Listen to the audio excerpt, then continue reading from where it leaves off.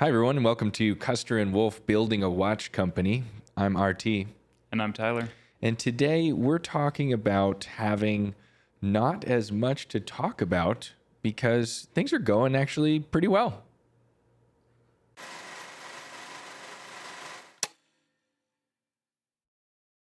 All right, before we dive into this episode, we got a really good question on one of the last videos from a gentleman named Rob.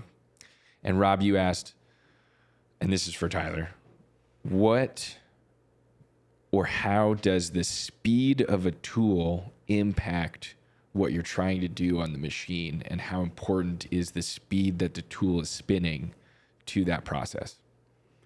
Yeah, so I think I mentioned in the last video, what is a mill, that faster is better when we're talking about small stuff. So it's definitely motion of the ocean. Yeah. Got it. Yeah, not the size of the boat. Yep. In this, because it's a small boat. Yes. It's a really small tool. Yes. Yep. But size matters.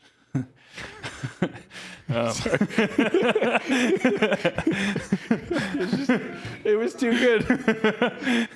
Sorry, Rob.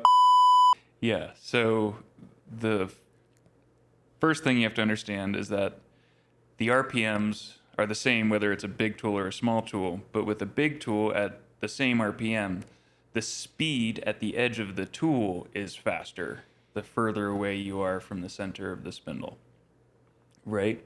So if we're cutting with a large tool, we may only have to spin it at 500 or 1,000 or 2,000 RPMs to get the optimal cutting conditions, because the speed at the surface of the tool is fast, even though the RPMs are low. The smaller the tool you get, the faster you have to spin it to get that same surface speed at the edge of the tool. Is that like the same concept as like a big tire on a car versus a small tire on a car? Exactly the same thing. You have to go faster with small tires to get the actual rotations you want. Exactly. And the reason that that's important is in machining, we're always talking about chip formation, creating the correct chip. We don't want to be rubbing the tool against the material and like making dust, and we don't want to be slamming into the material too hard. And the very, very specific explanation for why the tool flute geometry needs the exact speed that it needs is over my head, but all these tools come with data sheets from the companies that we buy them from. So we have an idea for the optimal cutting conditions for different materials. We work with a lot of titanium, which is very sensitive to these cutting conditions. So on a mill, yeah, pretty straightforward explanation. It's the smaller the tool to maintain the surface speed that we have come to know works the best for creating the best chip and the cleanest cut to create the most consistent finishes and geometries, and to extend the life of the tool longer. We have to spin those small tools faster. And that's the same thing with a lathe.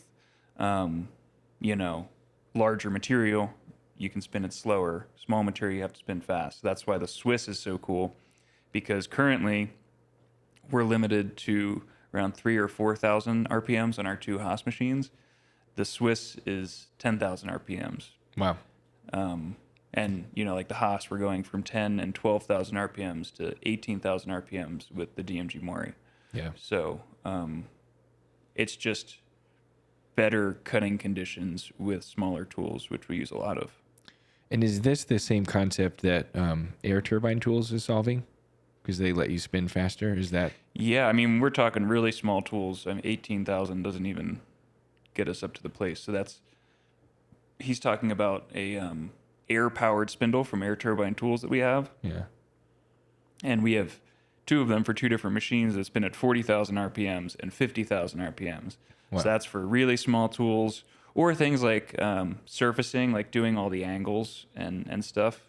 Where you want when you say surfacing, you want like a really nice clean cut with not a whole lot of. You were taking a bunch of really small passes to make weird shapes, curved shapes usually.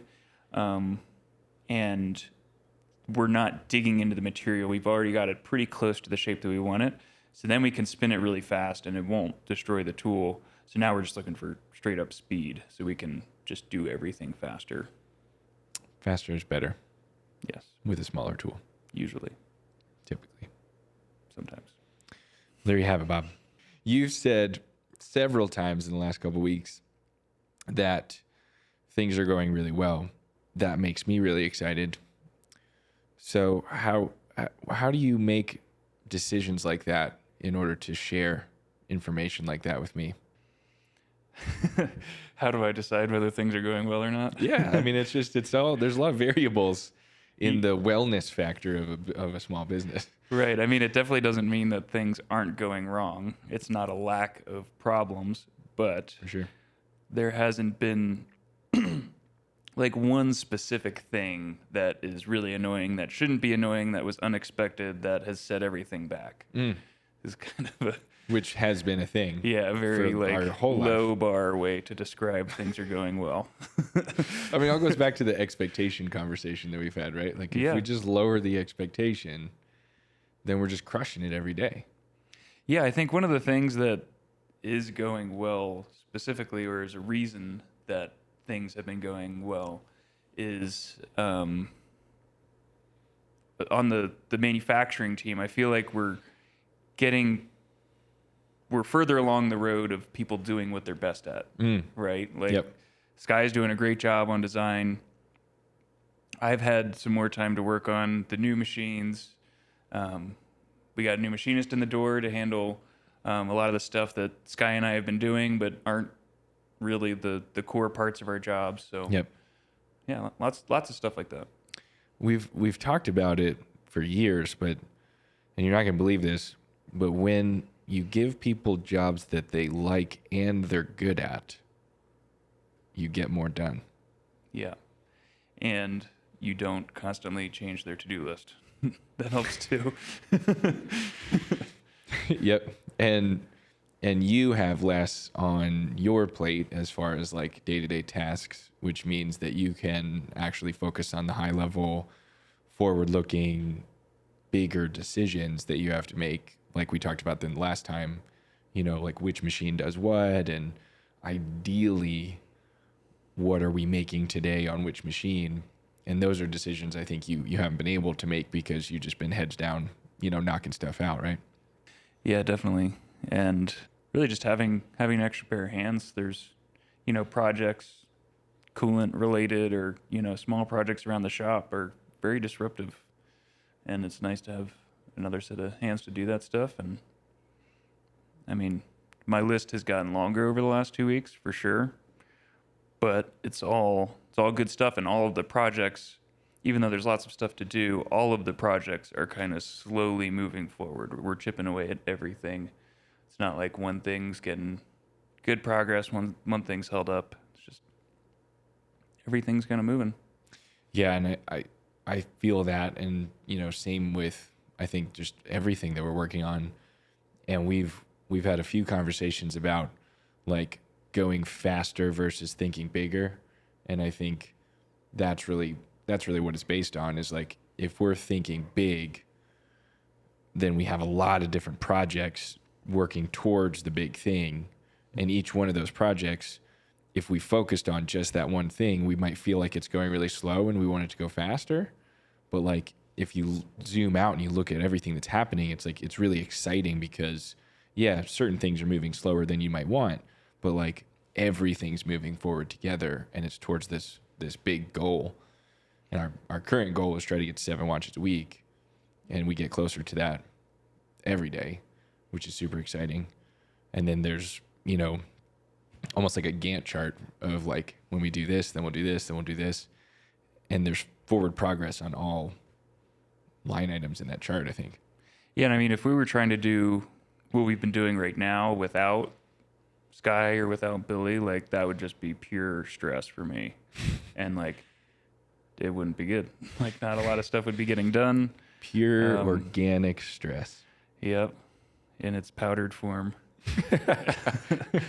But it's to do multiple, like what you're talking about with having multiple things going at once. It takes not only extra hands, but the freedom to yourself be able to orchestrate all of it, Because if you just take on a bunch of stuff, but you're so in the work, we talk about it a lot, like working in the business versus on the business. Yep.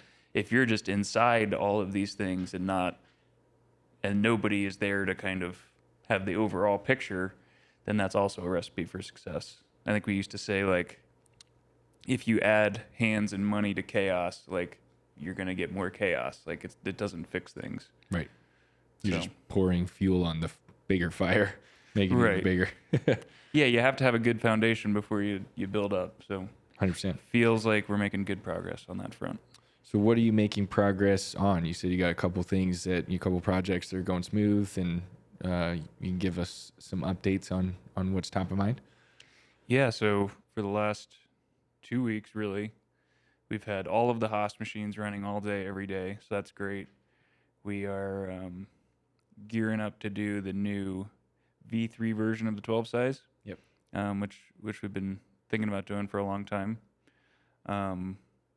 We got the first military prototype case finished, and we went to assemble it, and the movement didn't fit. So we got to make a few tweaks, make a new collet. But we're really close. It looks really cool. We patinaed the case and the bezel and everything, and Nice. put a crown on it, and it looks cool. Can't just like force the movement in. Well, maybe a bigger hammer, but I'm kidding, obviously. Nothing can be forced around here. The 100-year-old or 70-year-old movement, we gotta delicately lay it in there. It's like a spaceship, coming in dock. yeah, and if it works, it slips right in. So Mm-hmm. that means we got to remake the case. Redo it. It But it looks cool, looks cool. and that's important. It looks cool, and the important stuff is good. We messed up one feature, so we just got to change that, and it should work perfect. But we always expect to make a few prototypes. I wasn't expecting to have it perfect on the first try. I got a question about that the other day, of why don't we use like plastic 3D printers to prototype stuff, and why do we just go straight to making the metal case? Because in theory, that's a fair amount of wasted time in metal, and we could have saved money if we 3D printed something. What's your methodology, or what's your answer to that? Because I'm interested in that too, because there's probably pros and cons, right? Yeah, maybe I'd answer your question with a question. What are you trying to accomplish? I don't know. I'm not doing it. When you're if you were to plastic 3D print it first, what are you trying to accomplish? Saving I think the root of the question, and it was when I was giving somebody a tour, and I thought it was a good question. The root of the question was like, how do you avoid wasting metal and time and money? And is that not what like a plastic 3D printer was designed to do? Is rapid prototyping so that you save on manufacturing? Yeah, I mean, the reason I ask why do you want to do it is because a lot of times with when we think about using 3D printing to prototype a part, it's a part that can't be made with conventional manufacturing, or is very difficult to make. And a lot of times it's a new thing, like a proprietary thing. We want to try a different way of setting up the valves or whatever for whatever your application is. But for us, I mean, we've made a watch case before. We're not It's not our first we're not rodeo. reinventing the wheel. The only thing that 3D printing would be useful for is for us because it's not accurate enough. So we wouldn't actually be able to trust any of the learnings that we gain from the 3D printing, because our tolerances are plus or minus 0.01 millimeter. I don't know what the tolerances are for plastic 3D printing, especially our printer, our cheap Amazon printer. Not that. But way more than that. So Right. It's like we can't really learn much about the technical side of the case from that. And it's also not made of the same material, and we can't patina it. So we also can't really get a great concept of how it looks. We can see the shape of it. Yeah. The shape may be a useful thing, but again, it's another product for this application specifically. It's another product that we've made before. We're not drastically changing the core features of the shape or the look. So we used to 3D print stuff, like when we just had a model on the computer, but I never really felt like we got that much out of it, and now we have things set up, like the machine has the tools in it, we have those pallets set up, so we can just, once we're done with the computer stuff, it's kind of like when you used to handwrite an essay and then type it up back Yep. when we were in grade school. Yep. And then they were like, well, actually, you should probably just type it. That's kind of where we've gone with 3D printing. We used to 3D print it first, and then we were like, yeah, this is kind of a waste of time. We just go straight to the real thing. Yep. So that's the explanation for us, at least. I don't know how it is for other people. For sure. No, I like the way you described that, and rest in peace to my 3D system stock, because I invested in. I was so into 3D printing when we were in college, and I bought a bunch of stock in all the different 3D printing companies, and the industry has come fairly far in the last decade, but like every time we talk about printing versus machining, I agree with everything you said. I just feel like now that we have these machines, it doesn't make sense anymore, So thanks for answering that, because that's now I can give some more context, and we can, share this video with anyone that has a question. And what we do use it for is some fixturing type stuff. Like if it's a really hard, expensive fixture to make, we can kind of prove our concept before we go and make a metal version of fixturing. We don't do that quite as often because we have pretty standardized work holding. But probably the biggest thing we use 3D printing for is organization, like customizing inserts for bins. Yep. Making ways to hold on to something during assembly. Like that's where we really use 3D printing the most. Yeah. Yep. And that's, I think, more what I've seen other people use it for too, is like you can't find the tool or the gadget that you need on Amazon or Alibaba or whatever, so you just 3D print it. You just make a rudimentary version, and that's where I think a lot of people in the future have like a printer in their garage and be like, oh, I need this thing to finish my IKEA shelves. Yeah. And I'm just gonna print it instead of trying to find it. What else are you working on that you wanted to talk about? Well, we had a big win. I think the DMG machines are officially set up, and we're done with training for now. It's kind of in our hands at this point, which is great. We don't have to schedule anybody else or wait on anybody else or parts. Yep. The machines are ready to rock. I finished training on the 5-axis 2 days ago, and that machine is awesome. Like, It's really cool. we did a couple things where just calibrating the machine. So like putting a gauge block under this thing. So it's like real accurate positioning, and you kind of feel it, and then you move it a little bit, and then you feel it when it doesn't go underneath there is when it's in the right spot. But moral of the story, like jogging that machine by 0.001 millimeter, which technically the Haas machines say they can do. But when you actually go in with like sensitive measuring equipment, sometimes it's like, that doesn't really make sense. So it's like we don't really trust those machines to be able to jog in that small of an increment. Yep. Whereas the DMG machine, it's just like it moves 0.001 millimeter when you tell it to. I mean, 0.001. Can you even see it move? Like that's like a hair. No, it's like less than a hair. It's yeah. Yes, I think that's significantly smaller than a hair. I'm like mind blown right now, because I'm like trying to think of an example of some physical item that other people and myself could like think about that's 0.001 millimeters in diameter or length. And I don't think there is. That's 1 micron. It's a micron. Yeah, that's what that is. We're into an entirely different verbiage at this point. Freaking micron, baby. That's cool. And that's why you wanted those machines instead of the Haas brand. I mean, we have 4 Haas machines, but like it's just a whole nother level, right? Yeah, I mean it's like with the Haas machines, we can get them to do what we want, but it takes a lot of effort, and we have to use in-process probing and things of that nature. With this machine, it's just like we don't have to account for any, I don't know what the right word for it is. Any like excess micron movement. yeah, there's nothing we can blame on the machine. Yeah, it's definitely not the Yeah. machine's fault. It Yeah, would be no, user if error. it's not Okay. working, we know we're doing something wrong. Yeah, that's probably, It's our fault. That's probably a good way to look at it. But That's just going through the training, it's very evident to me that this machine is everything I hoped it would be. Nice. So That's exciting. that's cool. Well, and we used. I was going to give a quick update on the grant. So those of you who've been watching, you know that earlier in this season we announced that we won a $250,000 manufacturing grant from the state of Colorado. And for anyone that's also received a grant before, you know this, but I think it's fairly like grants aren't something that a lot of businesses get. And so if you get one, now you'll know this.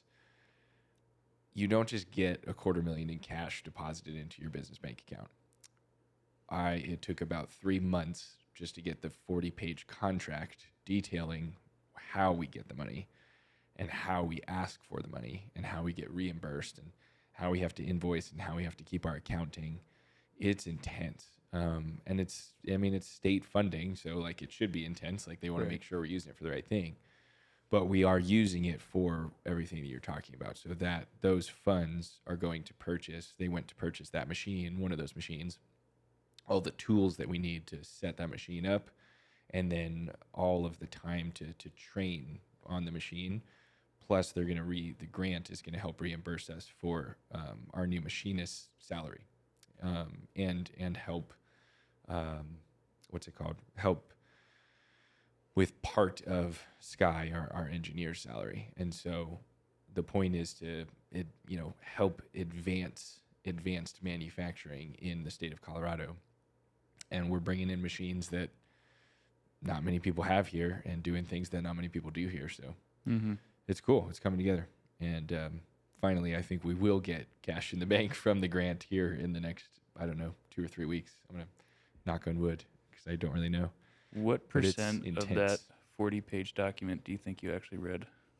I read more of that document than I have other legal documents. I would say at least 2/3 actually read. That's impressive. The back third of most contracts like that is like standard template language of like, you do business in the state and here's what that looks like. And if we go to court in the state of Colorado, and it's like defining all the terms and also defining all the things you can do right and wrong. And that's fairly standardized. So I read the header and I'm like, okay, yeah, that's a copy and pasted header of, 7 other contracts I just read. But it's a good question because I feel like most people, that's like the terms and conditions on Apple. It's like, just check the box. Yeah. This one's a pretty big deal, so I read it. Yeah, it's tough to read those documents. It's boring. I mean, there's no way around it. Like there's just legalese. Sometimes I feel like I try and I read the whole thing and then I'm just like, I don't know what that was. I'm not sure if I feel better or worse. Well, like we started the episode with, thankfully we have each other, and I'll read some of the documents and get you the money, and then you can spend it on those machines and make the watches, and then I'll keep figuring out how to sell them, which is the other thing I wanted to update everyone. We a couple episodes ago, and then we've done a bunch of strategery around email marketing and just like this show and how it works. So we do these episodes every 2 weeks, and then in between we're doing like solo episodes. So you did what is a CNC machine, which I thought we'd get a lot more views on because we get that question all the time. We have over 100 views so far. It's only been a few days, but I think that's going to be what we call in marketing like evergreen. So it's like always there. We can always send it to people. If somebody says like, hey, when you say CNC machine, when you say a 5-axis DMG versus a 4-axis Haas machine. Like, what the hell are you talking about? Mm-hmm. It's like, well, here's a video that Tyler made, and you made a few other ones. That's gonna be pretty cool. People always ask me like, why are you so passionate about made in America, made in USA? So I did a video about that, like the definition of made in USA, because it is interesting. And then the most recent video was all about email marketing and some of the strategy and numbers and things like that. And I tried a couple things this week, like this Tuesday, a few days ago. And our normal open rates are like a little less than our normal click rates are a little less than 1%. We got up to 1.1%. And then we average 25 to 30% open rates. And a couple weeks ago, I sent an email about like come see our watches in person and like come see us, me and you at a trade show or an event, because we have a bunch of events coming up. And I listed out all the events, and that email had a 33% open rate and almost a 2% click rate. And so it seems like a lot of you are interested in seeing us in person, seeing the watches in person, checking them out. So we'll keep, we're just going to keep that list of shows and upcoming events in the bottom of those emails, because we get that question a lot. So all that said, thank you to our listeners, our viewers, our subscribers here, the people that open those emails every Tuesday we send. Like, the feedback we're getting from you, we're trying to implement as quickly as possible and in the right way, and not change too many things at once, but also just like, craft the message to the audience. And I think, and again, knock on wood, it's going really well. So that's my update. Yeah, definitely. Yeah, and I think I mentioned it earlier, but speaking of spending money, Billy, our new machinist, started on Monday. Exciting. Yeah, it's fun. We're pretty much just spending the week getting familiar with the machine room. He's got 25 years of experience. He's run pretty much every different CNC mill or lathe you can think of. So he's really knowledgeable. There's also already been a few things where he's been like, oh, do you do it this way or that way? And I'm just like, never thought about it before. That's cool. exactly what we wanted. That's super cool. He's got a lot of the traditional just knowledge that you don't necessarily get from YouTube or from just tutorials, and that's really where most of my machining knowledge comes from. YouTube University. Yeah, graduate. You're in your postdoc right now. But yeah, it's nice. It's nice as we move forward to have people with experience in the field that they're in, and the end goal is always to hire people that are smarter than we are, and we keep finding them. We're doing that, and it is nice. It's fun. It's a good experience. Yep, and it's exciting, and that's like going back to thinking big and talking about these big goals. I think it's 2 weeks from now. We have a meeting with a couple of our advisors and mentors, and we're going to rehash our business plan for the next couple years and build that all out. And just try to answer the question another question we get all the time is like, why are we doing all this? Like, what are we working towards? What's the next thing? What does it mean? We're not just making watches. We're building a watch company, and we're not just building a watch company. Like, we're building multiple companies. We're building multiple product lines. We're growing a team. Like, it's difficult, and there's a lot of moving parts. No pun intended, but yeah, it's coming together, and we'll keep you posted. We appreciate the feedback. So send us responses to those emails that we send out. If you're not on that email list, go to vorticwatches.com and subscribe to the email list, so you'll get those emails every Tuesday. If you're not subscribed here on YouTube, hit the button. I think it's there. So grab that button right there. It might be up here. I'm not really sure. There's a button that says subscribe, but definitely click that button, and then go underneath the video and leave us a comment with a question that we can answer. We always need different topics that we can discuss in these videos and answer those questions. So hit us up anytime with that. But anything else you want to share in this episode of Building a Watch Company, Tyler? I think that's about it. So that's it for this episode of Building a Watch Company, our bi-weekly updates. Like I said, subscribe. Go to vorticwatches.com. Subscribe to the email. Subscribe here on YouTube. Hit us up via email or comments here on YouTube anytime with your questions, concerns, feedback, etc. We love it. We love to hear it all. And we'll see you next time.